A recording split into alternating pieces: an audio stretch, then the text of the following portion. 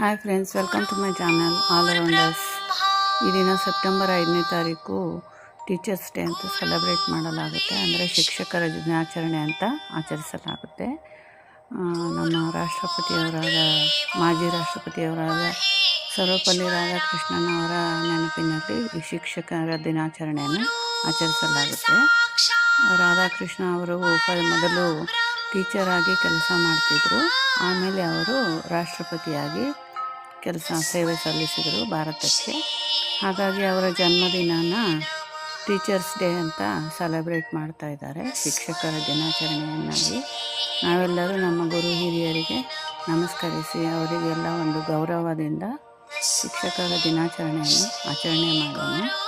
ಬರೀ ಶಿಕ್ಷಕರು ಮಾತ್ರ ನಮ್ಮ ಗುರು ಹಿರಿಯರಲ್ಲ, ಗುರು ಬ್ರಹ್ಮ, ಗುರು ವಿಷ್ಣು, ಗುರುದೇವ ಮಹೇಶ್ವರ ಅಂತ ನಮ್ಮ ತಂದೆ ತಾಯಿಗಳು ನಮಗೆ ಗುರುಗಳೇ. Thank you friends.